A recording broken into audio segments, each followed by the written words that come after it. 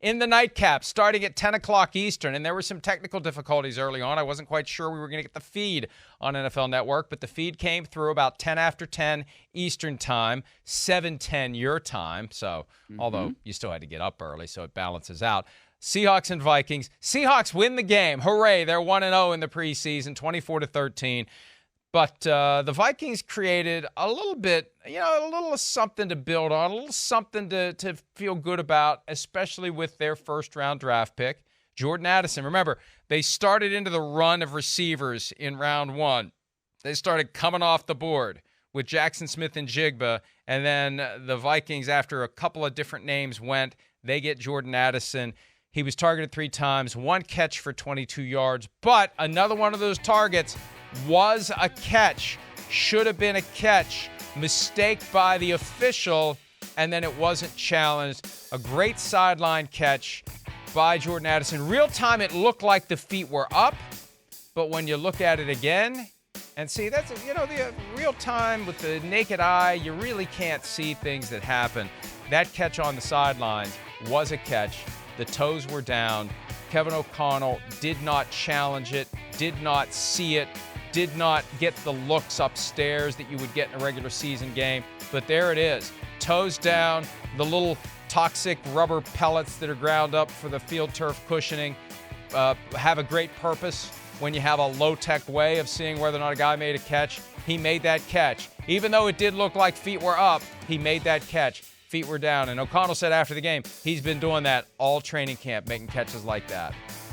It doesn't surprise me. I mean, seeing him out here at USC last year, this is a guy who knows how to make plays. He knows how to get those feet in. And he's made some impressive catches like that in his college career, too. So, I think if you're listening to the sideline people who are right there, because that thing did happen on the Vikings sideline, right? They're like, it's a catch, it's a catch, it's a catch. But if you don't really get a good look at the replay of it, and you have no idea what you're going to get in terms of replays in the preseason when you're in the coaching box, because that operation from a video feed standpoint is completely different, than what it is in the regular season. So that is what it is. But, and Kevin O'Connell said this, it doesn't necessarily take away from the route and the execution, because Jordan Addison, we know, made that catch and we know he can make that play. And frankly, once the regular season starts, that catch doesn't count anyway. So it's nice to see it in the preseason. Yes, it didn't count in the preseason, but does it really count anyway? I don't really know. Well, and you know what? For as convinced as I was that it was a catch, I hate to say this. Oh man! And this reminds me of the. Hey, no! Look, you're stepping on my setup here. This reminds me, and this is probably a movie you didn't see, although it was not an '80s film. In My Cousin Vinny, the analysis of the tracks left by the Buick Skylark. There's only one track.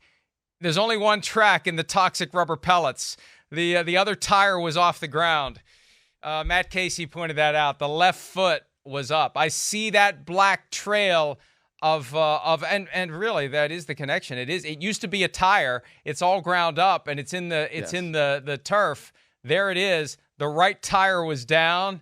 The left tire was up. The defense does not hold water. I think he got that left toe down enough. I clear do. and obvious. Was it clear and obvious? Clear and obvious? Well, okay. Clear and obvious. That's the standard. If it's the clear and obvious standard, then no. And we would have had more camera angles in a regular season game to see if it was actually clear and obvious. But I do want to clear something up. I have seen My Cousin Vinny. So, let's not slander me on that one, because I have seen that movie. It's one of the few that I've seen, but I have seen it.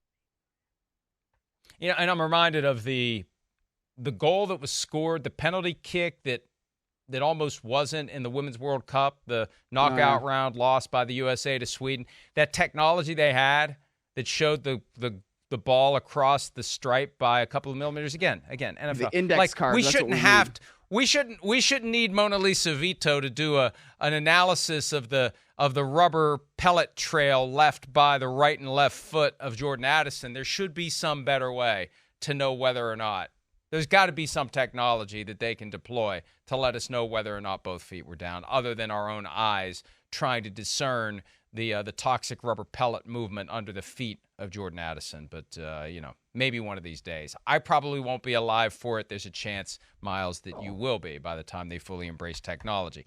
Okay, Jaxon Smith-Njigba, he got on the field for the Seattle Seahawks, 4 targets, 3 catches, 24 yards for him, a guy who's got a lot of potential in a receiving core that, like the Vikings, is loaded. Now, the Vikings are expected to have a loaded receiving core because they've got Kevin O'Connell as their head coach. Pete Carroll isn't a guy that has a reputation for liking to sling it around the yard, but boy, he's going to have some options for Geno Smith this year between DK Metcalf, Tyler Lockett, and the rookie Smith-Njigba. Oh, absolutely. I mean, the Vikings, let's also put the fact that the Vikings have Justin Jefferson there into the conversation, right? I mean, that's the best receiver in the NFL. So when you have the best receiver in the NFL, you're going to sling that pill a little bit more because he can catch it. Now, that's not to say DK Metcalf and Lockett are slouches, and they're not. And I think adding Jaxon Smith-Njigba to that mix is going to be really good. You saw a little bit of that potential that he's got. And obviously, they don't want to reveal too much. Shane Waldron, their offensive coordinator up there. But I feel like they're in a good spot with him where you get his feet wet, right? You let him get there on the field. You let him kind of experience the atmosphere with the 12s and whatnot, get some passes from Drew Lock. And you say, okay, this is what you're supposed to do. You went out there, you executed it well. Come back off here and come to the sideline and let's look at it a little bit and enjoy the rest of the night. If that's what you can get out of your first round receiver in his preseason debut, I think the Seahawks have to be happy with that. Well, that's right. And look, it's all about looking the part. You mentioned that about the Patriots defenders. We talk about that with the quarterbacks. How do they look now that they're in an NFL uniform on an NFL field against NFL caliber competition?